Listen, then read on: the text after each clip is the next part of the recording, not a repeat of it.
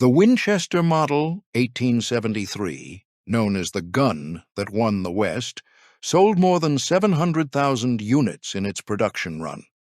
The company that manufactured it, the Winchester Repeating Arms Company of New Haven, Connecticut, went on to arm the British Army, the Russian Army, and the American Expeditionary Forces across 2 world wars, producing rifles by the hundreds of thousands from a factory that eventually covered 3 million square feet.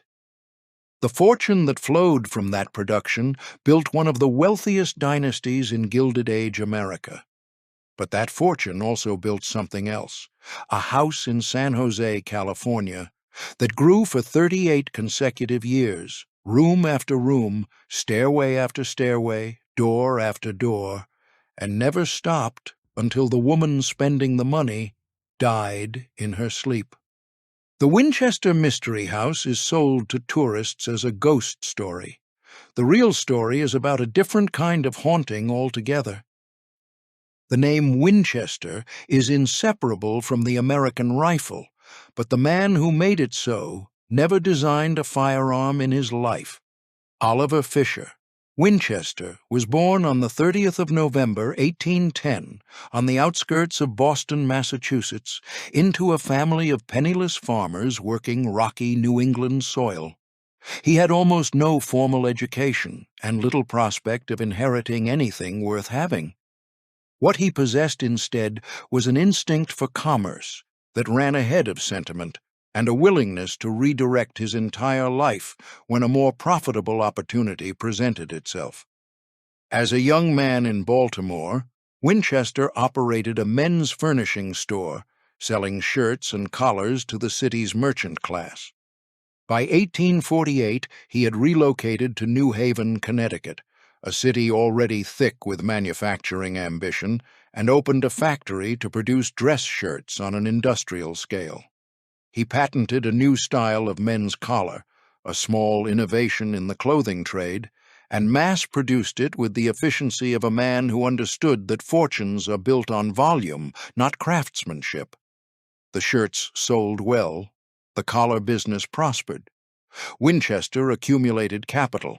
And in New Haven, a city where arms manufacturers, carriage builders, and clockmakers clustered along the same factory corridors, an ambitious man with money to invest did not have to look far to find an industry with a higher ceiling than textiles.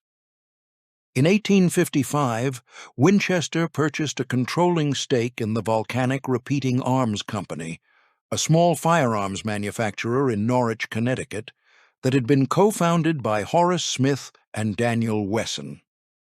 The volcanic rifle and pistol used a lever-action mechanism to fire a series of self-propelled caseless rounds called rocket balls, a technology that promised to multiply the speed at which a single shooter could fire. The promise outran the product. The rocket balls were weak, unreliable, and commercially disappointing, and neither the rifle nor the pistol found a substantial market. Smith and Wesson departed the firm to pursue other ventures, eventually founding the revolver company that still bears their joint name. The Volcanic Repeating Arms Company moved to New Haven in 1856 and was insolvent by the end of that year. Oliver Winchester, who had put more money into the enterprise than anyone else, purchased the bankrupt firm's remaining assets and reorganized it in April of 1857 as the New Haven Arms Company. He retained as factory superintendent a quiet, methodical gunsmith named Benjamin Tyler Henry. It was an arrangement that suited Winchester's instincts precisely. He supplied the capital.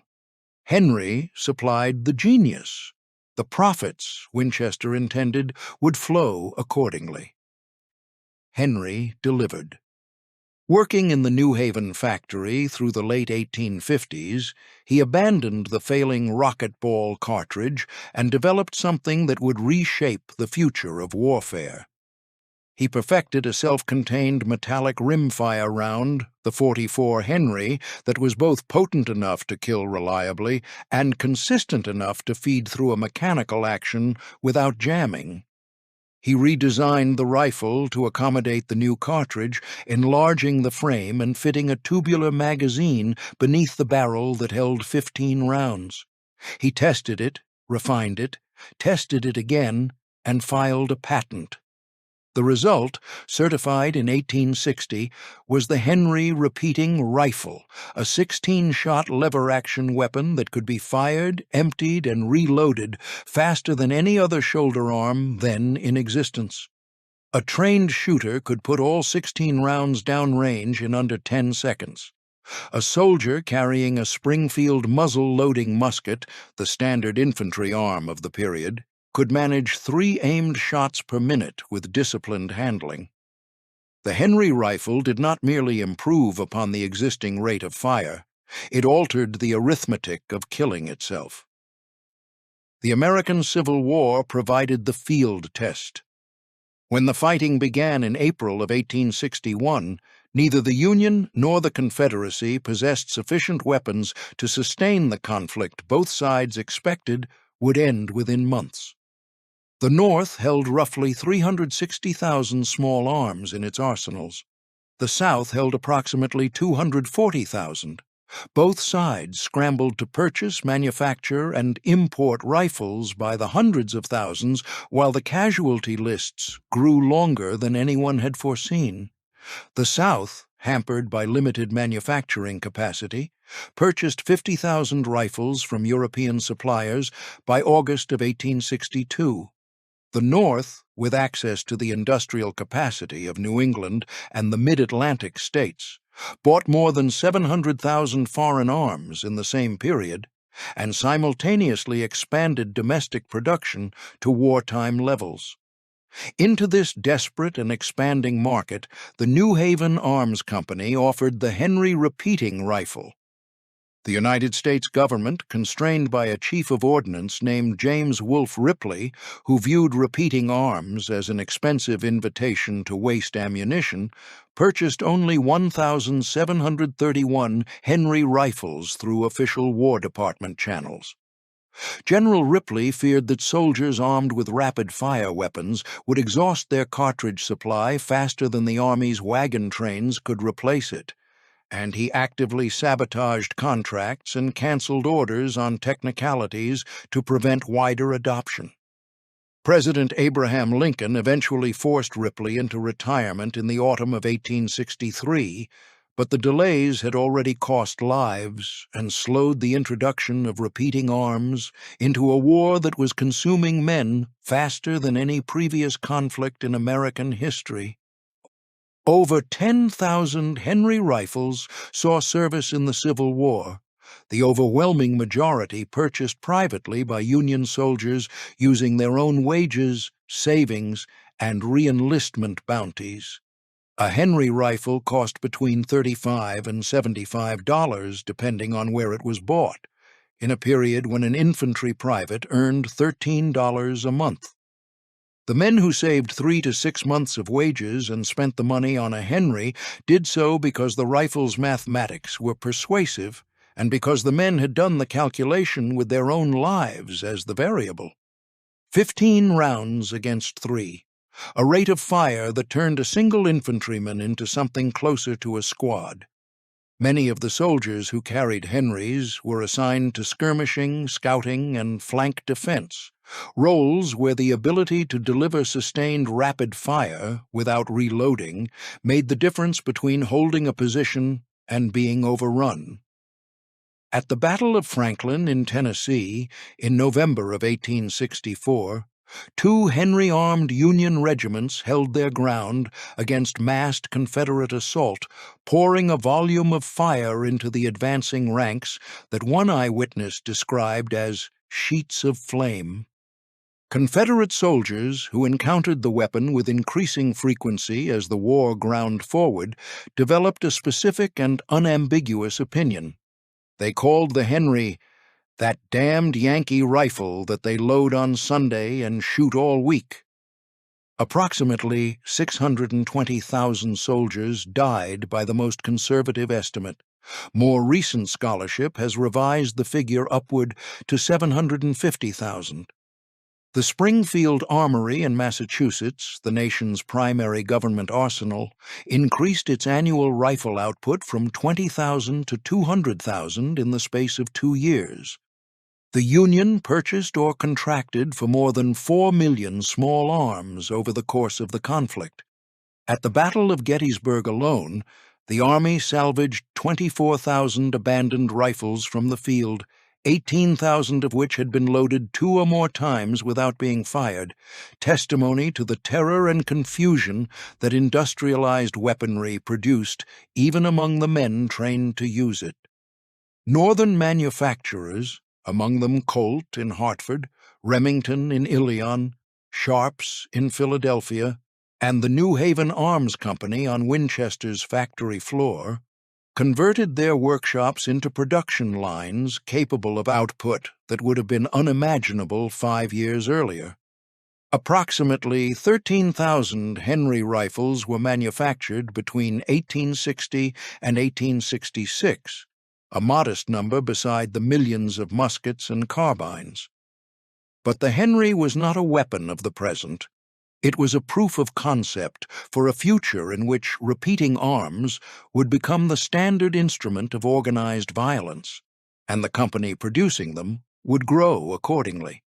The frontier wars and the world wars that lay ahead would test that forecast at a scale the dead of Antietam and Shiloh could not have foreseen. Benjamin Tyler Henry, the man whose engineering had made the rifle possible, recognized the value of what he had created and believed he was owed more than a superintendent's salary. In 1864, Henry petitioned the Connecticut legislature to transfer ownership of the New Haven Arms Company from Winchester to himself, on the grounds that the company's success rested on his patents and his labor, not on Winchester's capital. Oliver Winchester, alerted to the threat while traveling in Europe, returned to New Haven and acted with the precision of a man long practiced in acquiring assets from people who believed they had earned the right to keep them. He blocked Henry's petition, reorganized the company under a new charter, and on the 22nd of May, 1866, rechristened it the Winchester Repeating Arms Company. The rifle that Benjamin Tyler Henry had designed, built, and perfected would carry the name of the man who had bought the bankrupt company that employed him. Oliver Winchester had a thorough understanding of how credit is assigned in American enterprise. It follows the money, not the mind. The first rifle to bear the Winchester name was the Model 1866, known across the frontier trade as the Yellow Boy, for its distinctive polished brass receiver. It was an improvement on Henry's design, incorporating a loading gate on the right side of the receiver, invented by a Winchester employee named Nelson King, and adding for the first time a wooden forearm that shielded the shooter's hand from the barrel's heat. The Yellow Boy retained the Henry's .44 caliber rimfire cartridge and its lever-action mechanism. It was lighter, faster to reload, and more resistant to fouling than its predecessor. And it arrived on the commercial market at the precise historical moment when the Civil War had ended, the Transcontinental Railroad was under construction, and the nation was preparing to turn its appetite and its violence toward the western half of the continent, where entire peoples who had not been consulted about the plan stood between the government and the Pacific. The Model 1873, the rifle that would define the Winchester name for a century, was still 7 years from the factory floor. The killing it would enable across the Great Plains and the mountain passes and the reservation boundaries had not yet been tallied. Oliver Winchester, the former shirt manufacturer from Boston, now controlled an arms company positioned to supply the instruments of westward expansion to anyone who could pay. He had begun. The Model 1873 arrived on the American market in a year when the Transcontinental Railroad had been complete for 4 years, when the Great Plains were being surveyed and parceled for settlement, and when the United States government was conducting a sustained military campaign against the indigenous nations that occupied the land it intended to distribute. The rifle was chambered for a new cartridge, the 4440 Winchester center fire, the first center fire round Winchester had manufactured, and it represented a significant advance over the rimfire ammunition of the Model 1866. The steel-framed receiver was stronger than the brass of the Yellow Boy. The action was more reliable. The magazine held 15 rounds. And the cartridge was compatible with the Colt single-action Army revolver that would be introduced in the same caliber 4 years later, an arrangement that allowed a man on the frontier to carry a rifle and a pistol fed by the same ammunition. Frank James, upon surrendering to the governor of Missouri in 1882, explained the logic with the plainness of a man who had staked his life on it. "The cartridges of one filled the chambers of the other," he said. "When a man gets into a close, hot fight, with a dozen men shooting at him all at once, he must have his ammunition all of the same kind." The practical genius of the Model 1873 was not accuracy, which was modest by the standards of single-shot rifles, nor range, which extended reliably to about 150 yards. The genius was volume. A shooter could fire 15 aimed rounds in 60 seconds, reloading through the side gate without removing the rifle from his shoulder. In a territory where engagements were close, sudden, and brief, the ability to put more lead into the air than anyone shooting back was worth more than the ability to hit a target at 400 yards. The Model 1873 did not require a marksman. It required a man willing to work the lever, and the American West was producing those men by the thousands on both sides of every conflict it generated. Winchester manufactured the Model 1873 for nearly half a century, from 1873 until production ceased around 1919. In that span, the company produced 720,610 units.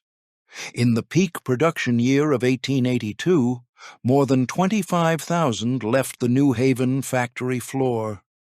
The rifle turned up in the hands of cattle ranchers in Wyoming, miners in Colorado, homesteaders in Kansas, outlaws in Missouri, lawmen in Texas, scouts in Montana, and the indigenous warriors who were fighting to hold the land that all the others were claiming.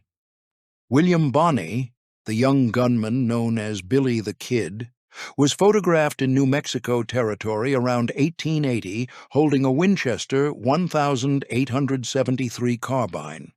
Buffalo Bill Cody carried a Model 1873 and a pair of 4440 Colts when he scouted for the United States Army in 1876.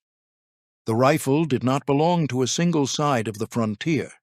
It belonged to the frontier itself, and everyone on it who could afford $20 and the ammunition to feed it. The phrase, "the gun that won the West," which became the Model 1873's commercial epitaph, was not coined on the frontier. It was invented in the early 20th century by a Winchester engineer named Edwin Pugsley, a piece of retrospective marketing that compressed decades of continental violence into 5 words of commercial flattery. The phrase assumed that the West had been won, a conclusion that required a specific point of view. From the perspective of the settlers, the railroad companies, and the federal government, the West was indeed won, subdued, surveyed, and fenced. From the perspective of the Lakota, the Cheyenne, the Arapaho, the Nez Perce, the Apache, and the dozens of other nations whose treaties were broken, whose lands were seized, and whose people were confined to reservations at gunpoint, the word that applied was not won. What the Winchester repeating rifle accomplished on the frontier was not a victory.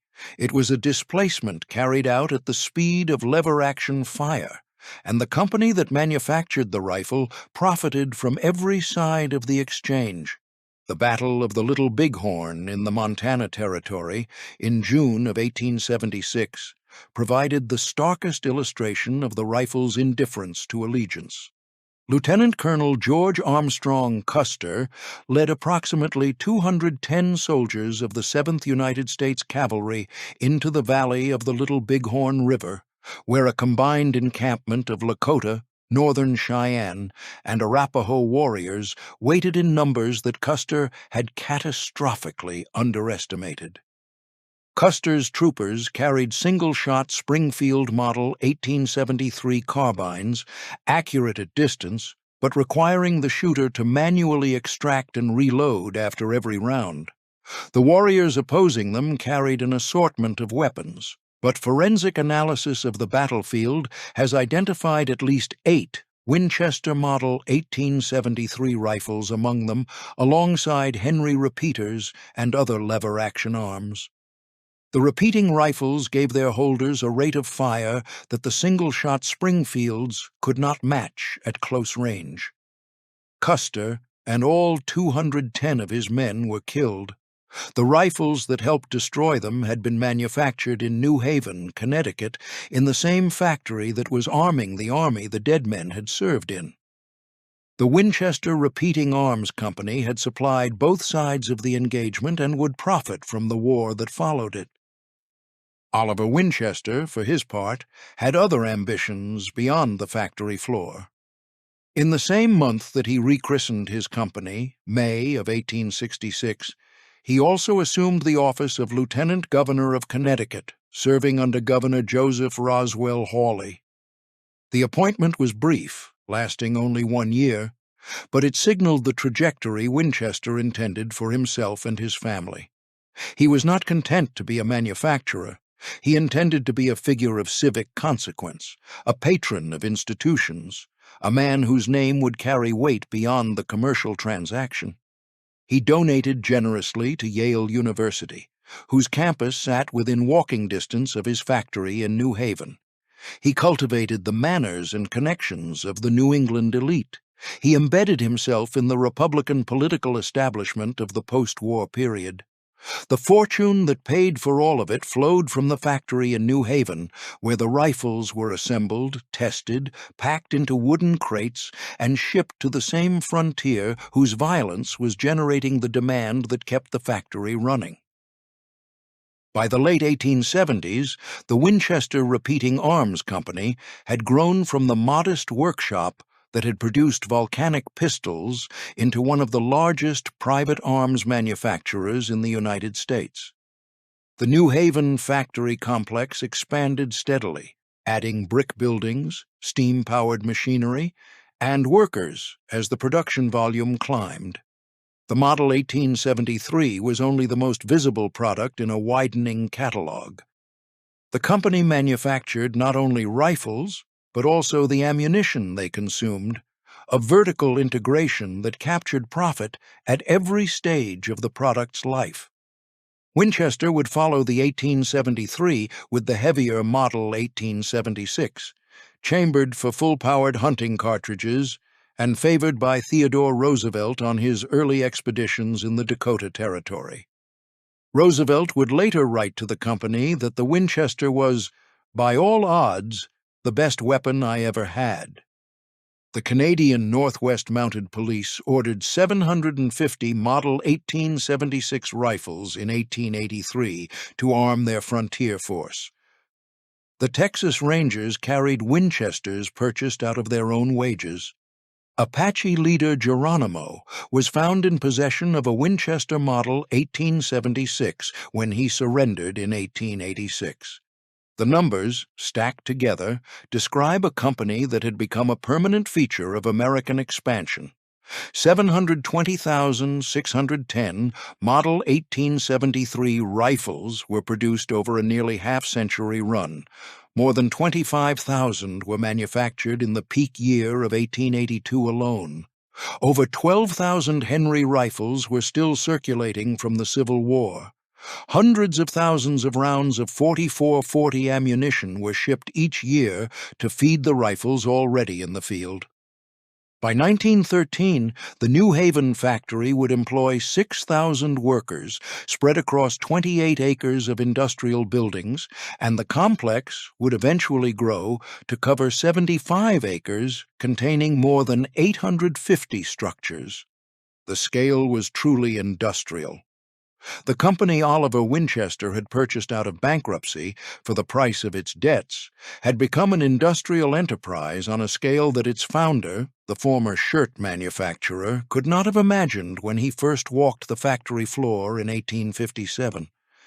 The distance between a men's collar patent and a lever-action rifle patent was measured, in Oliver Winchester's career, in decades and in dead.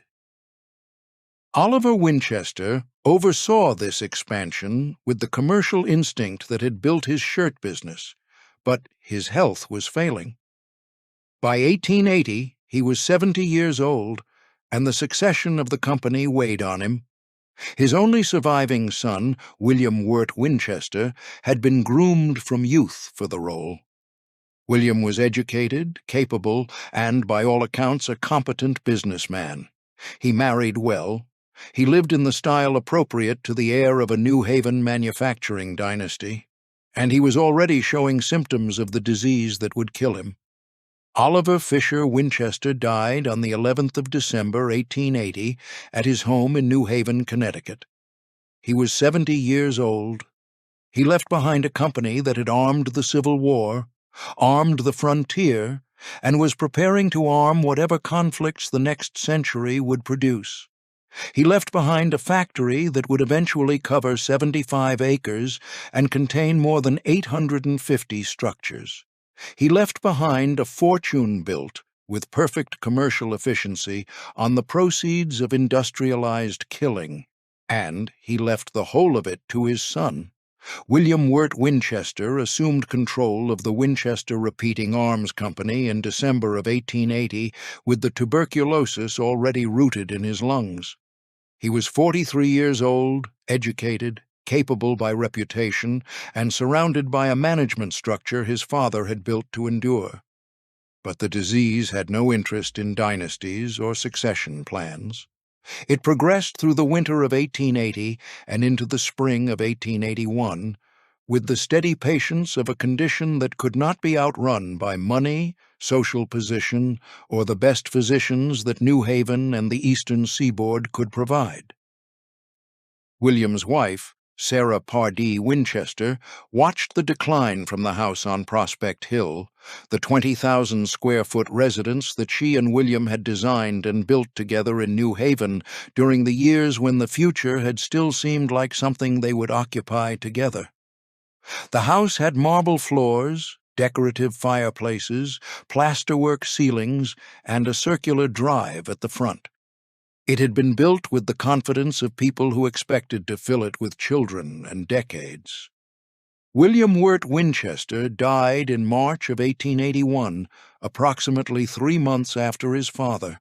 The Winchester Repeating Arms Company, which had armed the Civil War, armed the frontier, and was preparing to arm whatever the next century would require, passed to its board of directors. The fortune passed to William's widow. Sarah Pardee Winchester, 41 years old, was about to inherit not merely wealth, but a specific kind of wealth, a fortune whose source was stamped on every rifle leaving the New Haven factory and carried in the hands of every man, soldier, settler, and warrior who had used one to kill. The full weight of what she was inheriting and what she would do with it had not yet become visible. But the hammers, when they began, would not stop for 38 years. Sarah Lockwood Pardee had been, before she became Sarah Winchester, one of the most accomplished young women in New Haven, Connecticut. Born on June 4, 1839, at 29 Orange Street, the fifth child of Leonard Pardee, a prosperous carriage manufacturer, she grew up in a household that valued education with an unusual seriousness for the period. She was tutored privately in French and music. She read widely. She was remembered in New Haven society as intelligent, sharp-witted, and socially confident, a young woman whom the local papers would later describe as the Belle of New Haven. On September 30th, 1862, she married William Wirt Winchester, the only son of Oliver Winchester, and stepped into the orbit of one of the largest arms manufacturing fortunes in the country. The marriage, by all accounts, was a genuine partnership. Sarah and William shared an interest in architecture and design that went beyond the decorative. Together, they planned and oversaw the construction of a house on Prospect Hill in New Haven, a 20,000-square-foot residence with marble floors, plasterwork ceilings, decorative fireplaces, and a circular drive. The house took years to build and was completed in 1868. It was the work of two people who expected to occupy a long future together and who believed that buildings were a form of expression worth mastering. The future they had planned did not materialize. On the 15th of June, 1866, Sarah gave birth to a daughter, Annie Pardee Winchester, named in honor of William's late sister. The infant was ill from the beginning. She suffered from marasmus, a condition of severe wasting in which the body consumes itself faster than it can be nourished. Annie Pardee Winchester lived approximately 5.5 weeks. The child's death was the kind of loss that reorganizes a life around the hole it leaves. Sarah withdrew from New Haven society for nearly a year. She and William never had another child. The house on Prospect Hill, which they had built for a family, became a monument to the family they would not have.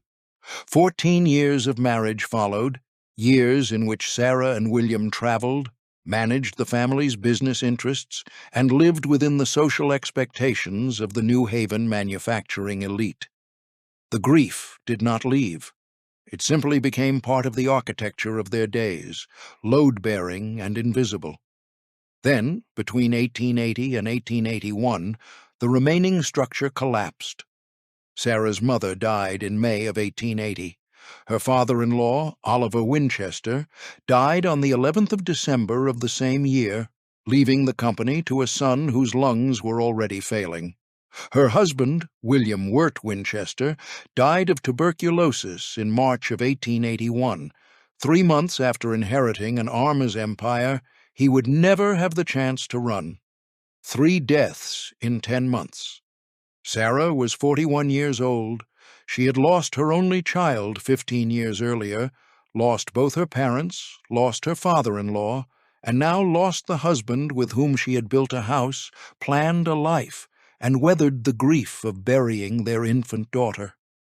The social world of New Haven, which had once called her its belle, now saw her as its most prominent widow. She was, by the spring of 1881, the sole surviving inheritor of the Winchester fortune, and the fortune was considerable enough to reshape whatever life she chose to build with it. The numbers, when laid end to end, describe a kind of wealth that most Americans of the period could not have conceived. Sarah inherited approximately $20 million in cash and assets, a sum equivalent to more than $500 million in present value.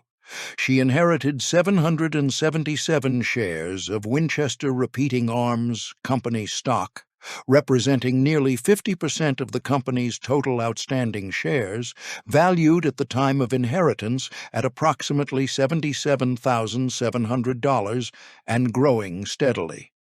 She received an annual dividend income from those shares that averaged nearly $8,000 per year in the first 5 years, a figure that would increase substantially as the company's production expanded into new markets and new wars.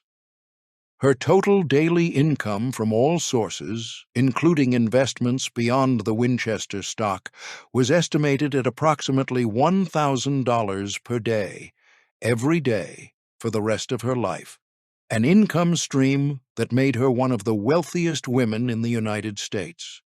When her mother-in-law, Jane Winchester, died in 1898, Sarah inherited an additional 2,000 shares of company stock, then worth roughly $400 per share, bringing her total Winchester holdings to nearly $800,000 in stock value alone.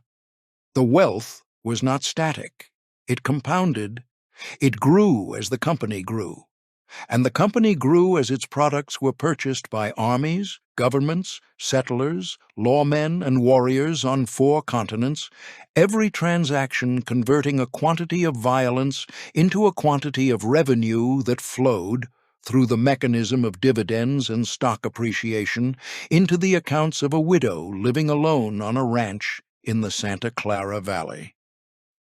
The legend that has attached itself to what happened next is familiar to anyone who has encountered the Winchester Mystery House as a commercial attraction.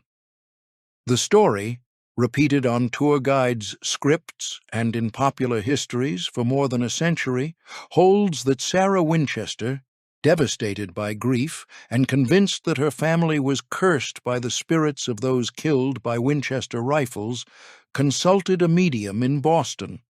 The medium, sometimes identified by the name Adam Coons, allegedly confirmed the curse and instructed Sarah to move west and build a house without ceasing, because the spirits demanded continuous construction, and if the building ever stopped, Sarah would die. The story is vivid, commercially useful, and almost entirely unsupported by documentary evidence. Mary Jo Ignofo, the historian whose 2010 book, Captive of the Labyrinth, represents the most thorough scholarly examination of Sarah Winchester's life, found no contemporary evidence that Sarah consulted a medium, no correspondence referencing a curse, and no testimony from people who knew her that described her as superstitious or fearful of ghosts. The people who worked for Sarah Winchester, lived near her, and interacted with her over decades described a woman who was intelligent, private, generous to her employees, and interested in architecture to a degree that amounted to a vocation.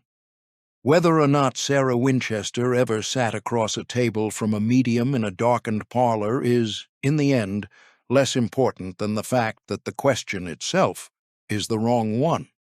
The spiritualism movement in America had been a mainstream cultural force since the Fox sisters of Hydesville, New York, first claimed to communicate with the dead through coded rappings in 1848. By the time of the Civil War, spiritualism had exploded in popularity, fueled by a death toll that left hundreds of thousands of families without a body to bury or a final word to remember. Mary Todd Lincoln held seances in the Red Room of the White House after her 11-year-old son Willie died of typhoid fever in 1862. One contemporary observer remarked that in the 1850s, it seems more likely that spiritualism would become the religion of America than that Christianity had become the religion of Rome. A bereaved woman of the Gilded Age elite consulting a medium belonged to the conventions of the period, not to the pathology that later storytellers would assign to Sarah Winchester specifically. The more difficult question, the one the ghost story narrative conveniently displaces, is not whether Sarah believed in spirits, but whether she understood, with the clarity that wealth and grief can sometimes produce together, exactly where her money came from. The house she built suggests that she did. In 1885, on the advice of a physician who recommended a warmer and drier climate for the rheumatoid arthritis that was beginning to limit her mobility, Sarah left New Haven. She had spent time at the seashore after William's death, followed by a trip to Europe, but the restlessness that followed her losses had not resolved into any settled plan. She traveled to California, a state she and William had visited together in the 1870s and remembered fondly, and a place that the railroad advertisements of the period were promoting as a landscape of health, warmth, and reinvention. Her 3 surviving sisters followed her west. In 1886, with the assistance of Edward Rambo, a San Francisco agent for the Winchester Repeating Arms Company who knew the region's properties, Sarah toured the Santa Clara Valley south of San Francisco. The valley was agricultural country, orchards and open land stretching between low hills, far removed from the brick density and social pressures of New Haven, Sarah found a property that suited her. It was a 45-acre ranch near the town of San Jose, situated on a country road called the Santa Clara Los Gatos Road, and it contained an 8-room farmhouse that had been built without particular architectural distinction by a previous owner named John Ham. Sarah purchased the property for $12,570, a sum that represented approximately 12.5 days of her dividend income. She named it Llanada Villa, after the Llanada Alavesa in Spain, a region that she and William had visited during their European travels. She hired local carpenters and laborers, many of them immigrants from Europe, China, and later Japan. She dismissed the architects she had initially consulted, preferring to design the rooms herself, one at a time, drawing on the knowledge of construction and design she had developed while building the Prospect Hill house with William, and on the practical advice of the skilled tradesmen she now employed. Sarah Winchester was not a woman who had stumbled into building. She was a woman who had been preparing for it, unknowingly, for 20 years. The first hammer fell sometime in 1886. The sound would not stop for 38 years. The 8-room farmhouse on the Santa Clara Valley Road was about to become something that no one, including Sarah Winchester, had planned for it to be. Within 6 months, the house had grown to 26 rooms. Within a year, it was unrecognizable. The construction did not follow a master blueprint. There was no finished design, no target completion date, no architectural rendering of the final product. The house grew the way a living thing grows, one room leading to the next, each addition generating the need for the addition that followed, and the money that paid for all of it arrived every morning in the form of dividends from a company that was, at that very moment, manufacturing the rifles that were arming the closing campaigns of the Indian Wars and the opening markets of a global arms trade. The farmhouse was becoming a mansion. The mansion was becoming a labyrinth, and the fortune that fed it was a fortune in blood, still warm, still circulating, still compounding. The hammers continued. The house that Sarah Winchester built on the Santa Clara Valley Ranch was not designed in the way that houses are ordinarily designed. There was no master blueprint, no rendering on an architect's desk, no finished elevation pinned to a drafting table. Sarah had hired at least 2 professional architects when construction began and dismissed them both, choosing instead to plan the rooms herself, one at a time, sketching layouts and discussing materials and dimensions with the carpenters she employed. The process was collaborative rather than hierarchical, closer in method to the way a shipwright builds a vessel, consulting with the joiners and the caulkers as the structure takes shape, than to the way a Gilded Age patron commissions a mansion from a firm like McKim, Mead & White. Sarah designed from the inside out. A room was conceived, built, furnished, evaluated, and then either kept or abandoned, sometimes torn apart and rebuilt when the result did not satisfy her expectations. The house grew in this fashion for 38 years, one room generating the next, each corridor producing a new corridor, each staircase arriving at a landing that suggested another staircase, and the whole of it expanding outward and upward from the 8-room farmhouse at its center, like a structure that had developed its own appetite. The carpenters who built Llanada Villa worked in shifts that reportedly ran through the day and, at times, through the night. Sarah hired local tradesmen and laborers, many of them immigrants from Europe, China, and Japan, and she provided housing for several of their families on the 45-acre property.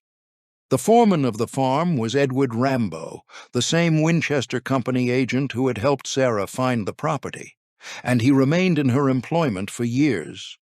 Sarah was known among the workers as exacting but fair, A woman who paid well, expected precision, and was willing to tear out a finished wall if the craftsmanship did not meet her standard. She was not an absentee patron writing checks from a drawing room.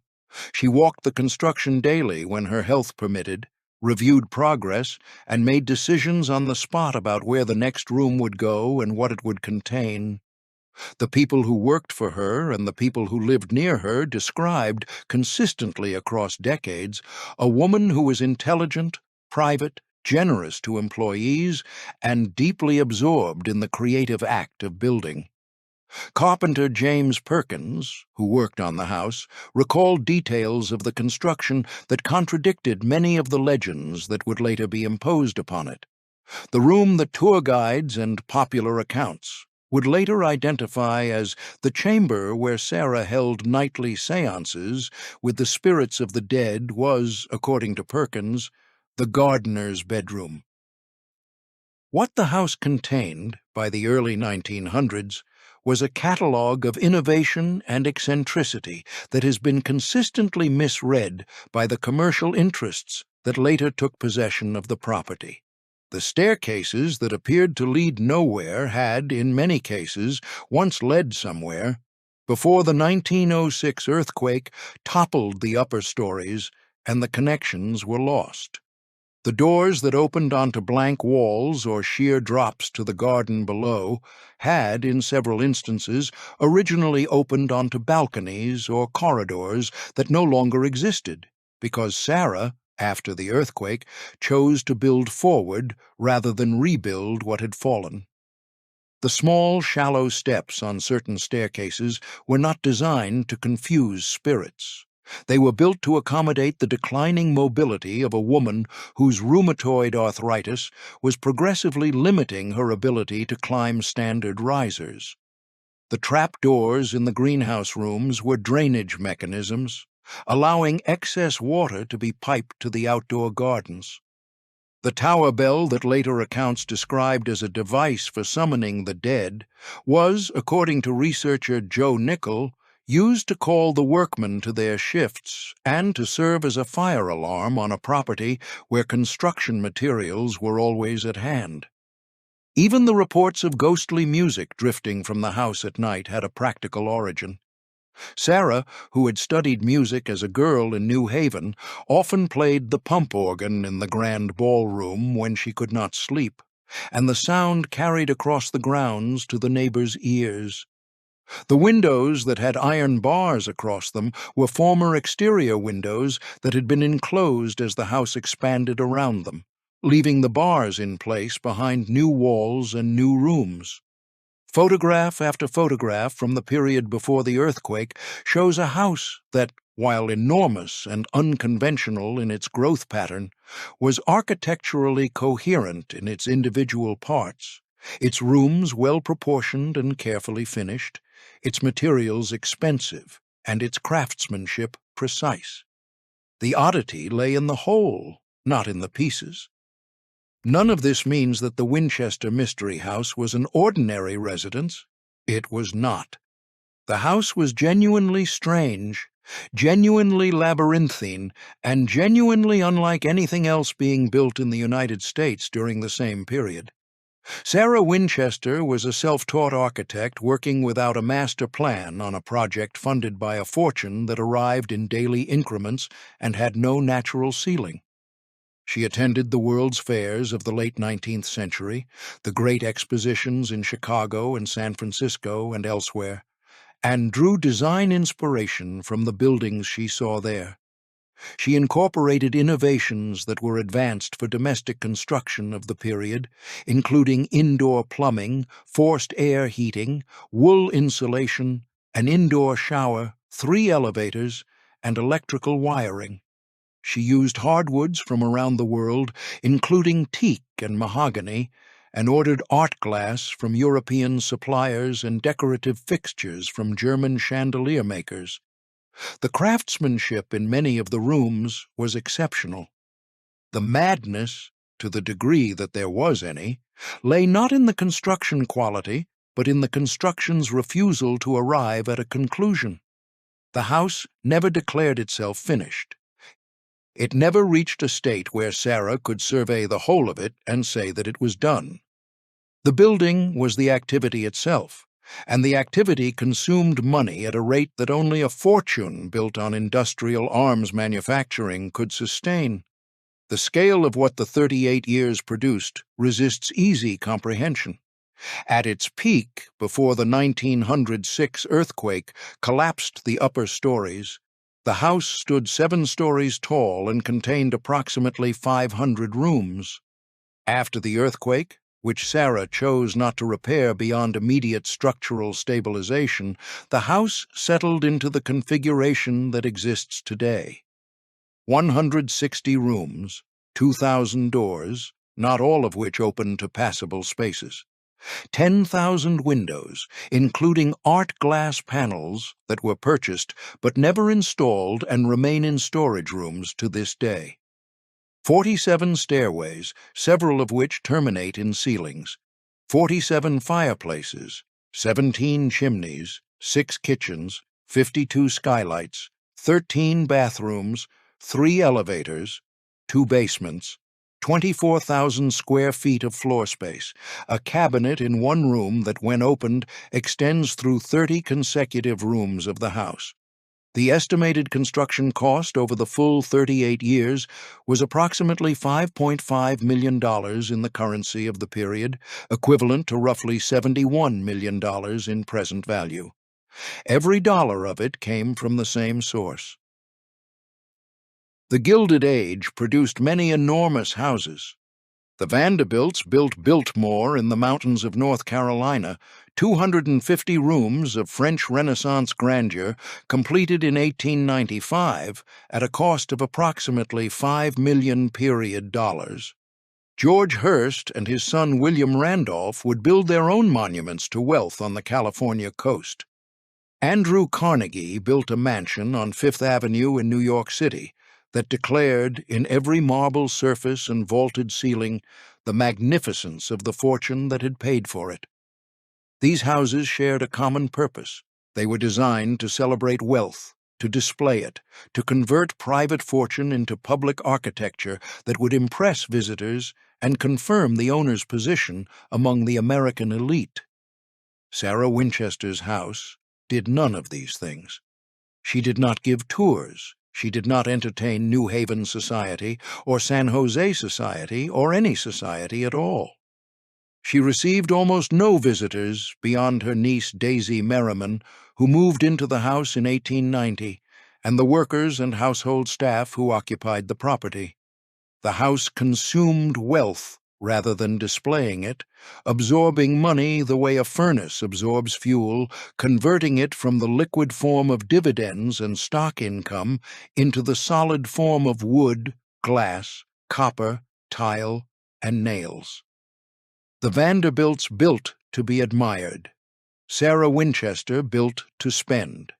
And the thing being spent was a fortune whose origins she understood with a specificity that none of her Gilded Age peers were required to confront, because none of their fortunes carried the name of a weapon on every unit sold.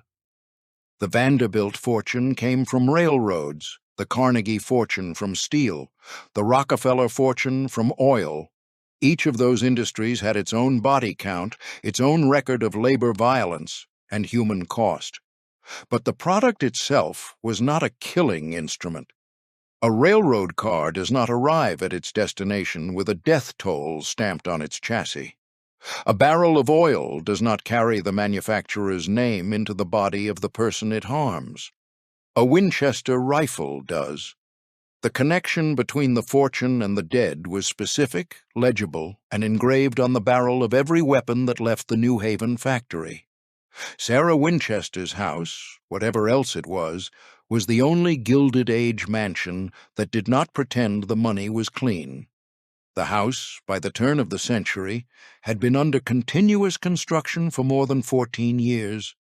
Sarah Winchester, now in her 60s, still walked the property daily when her arthritis permitted, still sketched room layouts, still consulted with the carpenters who had become her collaborators over the course of more than a decade. She took breaks when her health required it, sometimes for weeks or months, but the work resumed each time, and the house continued its expansion into the orchards and gardens that surrounded it. The Winchester Repeating Arms Company, the engine that powered every nail driven and every board sawed on the San Jose property, was entering a new phase of its own growth. The Spanish-American War of 1898 created a fresh surge of demand for military arms. The company's New Haven factory, which had employed hundreds of workers in the 1870s, now employed thousands. The John Browning Partnership, which had begun in 1883, was producing a series of new rifle and shotgun designs, including the Model 1894, the best-selling centerfire rifle in American history that would define the Winchester brand for the next generation. The company was growing. The body count fed by its products was growing. And on a ranch outside San Jose, a house was growing alongside it, funded by the same ledger, rising from the same revenue stream, and arriving at no conclusion that anyone, including the woman who designed it, could name. The world wars were approaching. The factory in New Haven was about to expand to a scale that would dwarf anything Oliver Winchester had imagined. And the hammers on the Santa Clara Valley Road kept falling. On the 18th of April, 1906, at 12 minutes past 5 in the morning, the San Andreas Fault ruptured along a line stretching nearly 300 miles through northern California. The earthquake that followed, estimated at a magnitude of 7.9, devastated San Francisco and sent shockwaves through the surrounding valleys, including the Santa Clara Valley, where Sarah Winchester's Llanada Villa stood 7 stories tall against the California sky. The house, which had been under continuous expansion for 20 years and had grown to approximately 500 rooms, absorbed the violence of the earth the way any structure absorbs a force it was never engineered to withstand. The top 3 stories collapsed. Chimneys toppled into the gardens. Walls cracked and shifted on their foundations. Rooms that had been painstakingly designed and finished by Sarah and her carpenters, rooms with inlaid hardwood floors and stenciled ceilings and German chandeliers, were reduced in seconds to rubble and shattered glass. The tower that had been visible from the surrounding orchards was gone. The damage was severe enough to make the house, for the first time since construction had begun, temporarily uninhabitable.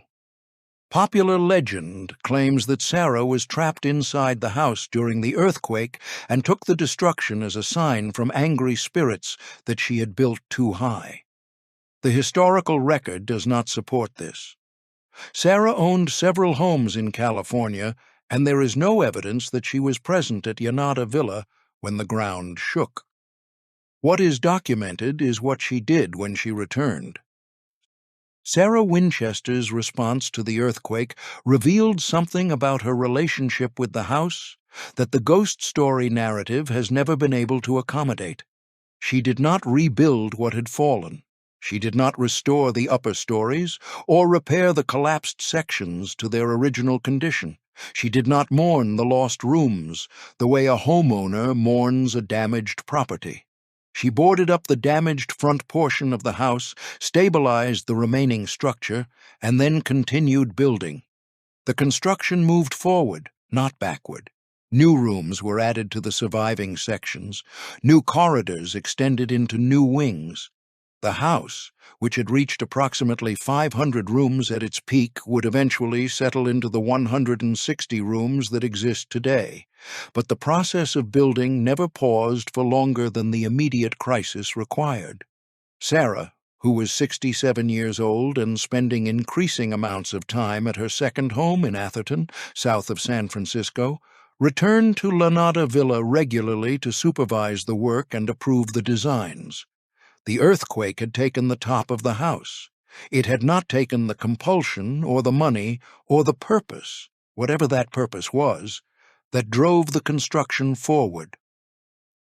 The Winchester Repeating Arms Company, 3,000 miles away in New Haven, was undergoing its own transformation during these same years, and the scale of that transformation dwarfed anything happening on the San Jose ranch.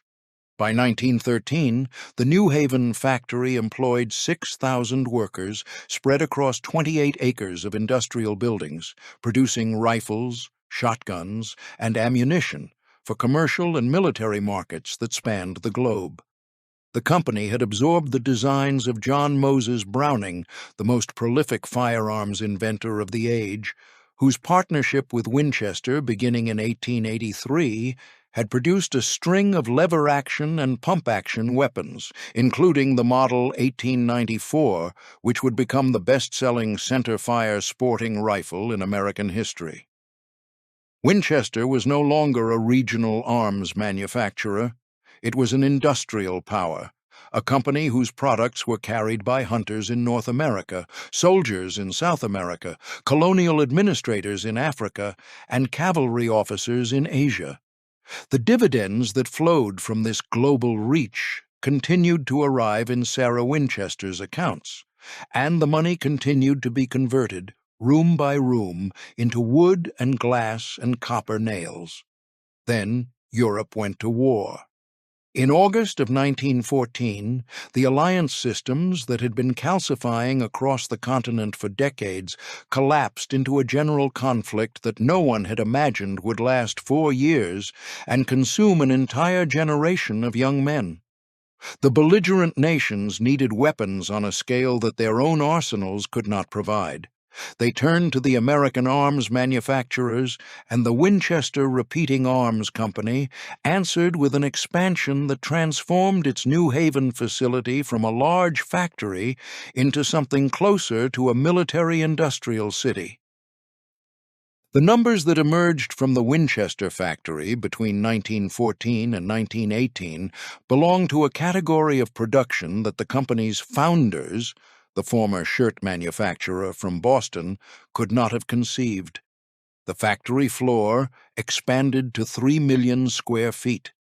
The workforce swelled from 6,000 to more than 17,500 employees, filling shifts that ran through the day and night in a pattern that mirrored, at a vastly larger scale, the round-the-clock construction shifts at La Nada Villa. In 1915 alone, the factory produced nearly 250,000 Enfield pattern 14 rifles chambered in .303 British for the British Army, rifles that would be carried into the mud and wire of the Western Front within weeks of leaving the loading docks in Connecticut. In the same year, the factory manufactured approximately 300,000 Model 1895 lever-action rifles for the army of Tsar Nicholas II of Russia, weapons that would arm Russian soldiers on the Eastern Front in a war that would, within 2 years, collapse into revolution and civil conflict. When the United States entered the war in April of 1917, Winchester modified the British Enfield design to accept the American standard .30-06 cartridge, producing the Model 1917 Enfield, which became the most widely used rifle by American soldiers in the conflict. In the 19 months of American involvement, the Winchester factory produced 465,980 of these rifles. The company also manufactured 14,000 Model 1918 Browning automatic rifles, modified the Model 1897 pump shotgun into a close-quarters weapon the soldiers called the trench broom, and produced millions of rounds of ammunition, primers, and shotgun shells. Government inspectors, including 17 commissioned officers, 15 enlisted men, and 350 civilian inspectors, maintained a permanent presence inside the factory to oversee quality control on the production lines. One inspector was noted for rejecting any component that deviated from specification by as little as 1/10,000th of an inch.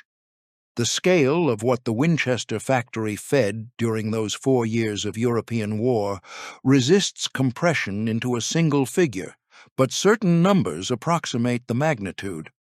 The First World War killed between 8.5 million and 10 million soldiers across all fronts. The Battle of the Somme, fought between July and November of 1916 on a stretch of French countryside narrower than the distance between New Haven and Hartford, produced approximately 1,100,000 casualties on both sides, killed, wounded, and missing, in 4.5 months. The Battle of Verdun, fought in the same year, produced another 700,000. The rifles that Winchester manufactured did not cause all of these deaths. They were one source among many, one factory among dozens, one company within an industrial ecosystem that stretched from Connecticut to Birmingham to Liège. But the Winchester name was stamped on the receiver of every rifle that left the New Haven loading dock, and the profit from every rifle sale flowed through the same corporate structure that paid dividends to the company's shareholders, of whom the largest single holder remained Sarah Pardee Winchester, building rooms in California, while the rifles she owned a share of were being fired in the Argonne Forest and the trenches of Passchendaele. Two workforces, separated by a continent, labored simultaneously on behalf of the same fortune. In New Haven, 17,500 men and women assembled rifles, tested barrels on indoor firing ranges, packed crates of ammunition, and shipped the products of their labor to ports where cargo vessels waited to carry them across the Atlantic to the front.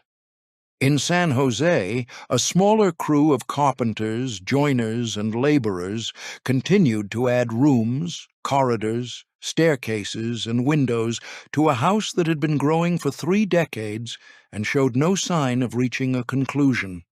The New Haven workers built instruments designed to end lives. The San Jose workers built rooms designed to contain the knowledge of that ending. Both workforces were sustained by the same revenue stream. Both answered, ultimately, to the same fortune. The parallel was not accidental. It was structural. The house could not stop growing because the money could not stop arriving. And the money could not stop arriving because the wars could not stop consuming the products that generated it. The cycle was closed, self-reinforcing, and, for as long as Sarah Winchester lived, unbreakable. The war ended on the 11th of November, 1918. The Winchester factory began the slow process of converting from wartime to peacetime production, a transition that would prove far more difficult than the expansion had been. The company had invested heavily in machinery, buildings, and workforce capacity to meet military contracts, and the sudden evaporation of government demand left it overextended and financially exposed. In an attempt to diversify, Winchester began manufacturing consumer goods on its factory floor, products that bore no resemblance to the rifles that had built the brand. The factory lines produced refrigerators, kitchen knives, ice skates, flashlights, and even real lawnmowers, consumer products marketed under the Winchester name in a chain of company-owned retail stores. The experiment was a commercial failure. The American public did not associate the Winchester brand with household goods, and the manufacturing costs of these products could not sustain the factory infrastructure that wartime production had required. The company's financial position deteriorated steadily through the 1920s, a decline that would end in receivership by 1931. The lever-action empire that Oliver Winchester had built from a bankrupt pistol company was consuming itself, its wartime expansion having created a body too large for the peacetime market to feed. Sarah Winchester, now 79 years old when the guns fell silent in France, continued to live between her homes in Atherton and San Jose. The construction at Lanada Villa continued, though at a pace slowed by her declining health and reduced mobility. She designed rooms from her bed when she could not walk the property. She consulted with her carpenters through intermediaries when she could not meet them on the construction floor. The house by 1922, had been growing for 36 years by the most conservative count and 38 by the most commonly cited figure. Sarah Winchester, the former Belle of New Haven, the widow of William Wirt Winchester, the inheritor of a fortune built on the lever-action rifle, was 83 years old and failing. The hammers were still falling. The silence that would follow them was less than a year away. In September of 1922, Sarah Winchester was driven from her home in Atherton to Yanada Villa in San Jose to be closer to her physician. She was 83 years old. The rheumatoid arthritis that had plagued her for decades had worsened, and her heart was failing. The house she had been building for 38 years surrounded her, 160 rooms of wood and glass and copper, extending in every direction from the 8-room farmhouse that had once stood alone on the Santa Clara Valley Road. On Tuesday, the 5th of September, 1922, Sarah Lockwood Pardee Winchester died in her sleep. The carpenters, according to an account that has been repeated so often it has acquired the weight of established fact, set down their tools so abruptly that half-driven nails were left protruding from the walls. Whether or not this detail is literally true, what is true is that the construction stopped. For the first time in more than 3 decades, no hammer fell on the Yanada Villa property. The sound that had been as constant as the California weather, the percussion of nail-meeting wood that had accompanied Sarah's mornings and her evenings and her sleepless nights at the pump organ, was gone. Sarah was buried in New Haven, Connecticut, at Evergreen Cemetery, beside her husband William and her daughter Annie, the infant who had lived 5.5 weeks in the June of 1866. The distance between the San Jose mansion and the New Haven graveyard, roughly 3,000 miles, was the same distance that separated the house from the factory that had funded it. In death, Sarah returned to the city where the Winchester Repeating Arms Company still operated, where the rifles were still being manufactured, and where the name Winchester still meant what it had always meant to the commercial world. Her estate, when settled, was valued at between $3 and $4 million, considerably less than the fortune she had inherited 4 decades earlier, a disparity that testified to how much of the Winchester money had been converted, year after year, into rooms that would never be occupied, and corridors that led to walls and stairways that arrived at ceilings. Her will, which her attorney Frank Lieb had helped prepare over the course of a 25-year professional relationship, directed that the property be sold. None of her surviving relatives could afford to maintain the house, and none of them wanted to.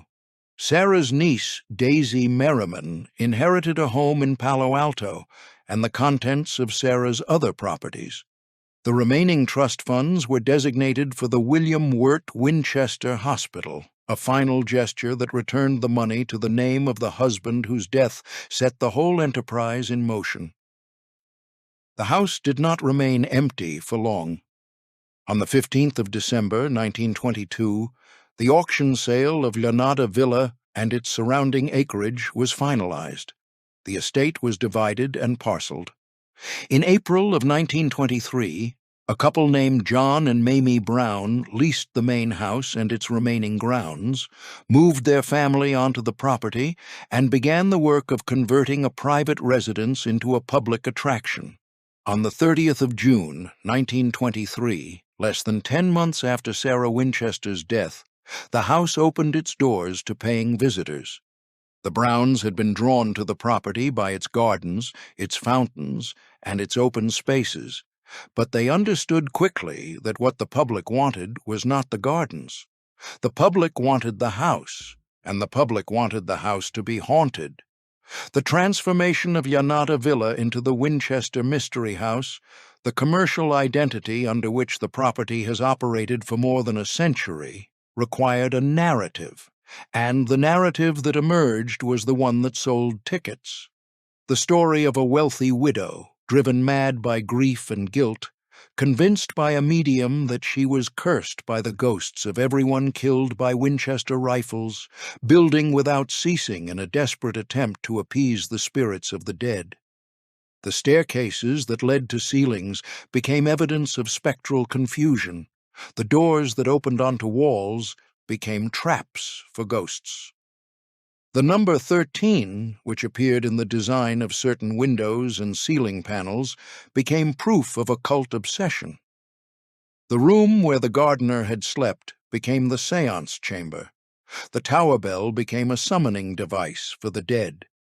Every architectural feature that had a practical explanation, an earthquake consequence, an accessibility modification, or a construction-in-progress rationale, was reinterpreted through the lens of the supernatural, because the supernatural was what visitors paid to experience. The paranormal narrative succeeded commercially in a way that the architectural reality never could have. 12 million visitors have walked through the Winchester Mystery House since it opened in 1923. The property was designated a California Historical Landmark. A 2018 horror film titled Winchester, starring Helen Mirren as a grief-stricken and half-mad Sarah, brought the ghost story to a global audience, though the film was critically savaged and competed for the Razzie Awards the following year. The house is regularly cited on lists of the most haunted locations in the United States. Tour guides lead groups through 110 of the 160 rooms, narrating the legend of the curse, the medium, and the woman who built to save her own life. The ghost story is the product. The ghost story is the brand. And the ghost story, by its very completeness, has performed an erasure so thorough that most visitors leave the property without ever having been told the thing that matters most about it. The Winchester Mystery House was built with money from the Winchester Repeating Arms Company. The Winchester Repeating Arms Company manufactured the rifles that armed the Civil War, the Western frontier, the Spanish-American War, and the First World War. The body count associated with those conflicts, the soldiers and settlers and indigenous peoples and foreign conscripts who were killed by Winchester products across 6 decades, is a number that has never been calculated because no one with the authority to calculate it has ever been interested in producing the result. The house in San Jose was built by a woman who owned nearly half of the company that manufactured those weapons, who received a daily income derived from their sale, and who spent 38 years converting that income into a structure so vast and so purposeless that it could only be understood as an act of expenditure on a scale proportional to the fortune's moral weight. The ghost story turns this into entertainment. It replaces the arms fortune with a curse, the body count with spirits, the moral reckoning with a seance, and the woman herself with a caricature. The people who knew Sarah Winchester during her lifetime, the carpenters and neighbors and family members whose testimonies survive in archives and in the interviews conducted by Bruce Spoon for his 1951 thesis at San Jose State College, described a woman who was intelligent, kind, and financially astute, who was not superstitious, and who remained sharp-witted into old age. Spoon concluded, after reviewing the testimony and the documentary record, that Sarah's reasons for building were to 70 years. The ghost story has outlasted it because the ghost story is easier, keep workers employed, and to express her artistic vision. That assessment has been available for more than to sell and easier to bear. The Winchester Repeating Arms Company did not survive the 20th century intact. The financial overextension of the First World War, compounded by the failure of the Consumer Repeating Arms Company, went into receivership. It was purchased by the Western Cartridge Company, a for-goods diversification strategy, weakened the company through the 1920s. In 1931, the Winchester runner of the Olin Corporation, which would retain the Winchester brand name for its ammunition products. The firearms side of the business changed hands multiple times, eventually passing to the United States Repeating Arms Company. The New Haven factory, the vast industrial complex that Oliver, Repeating Arms Company, and then to the Belgian arms conglomerate FN Herstal, which also owns the Brow and 850 structures by the 20th century, produced its last Winchester rifle and closed permanently on the Winchester had begun building in the 1850s, and that had expanded to 75 acres and decay in the Winchester Repeating Arms Company Historic District, a national register listing that preserves the architecture 31st of March, 2006.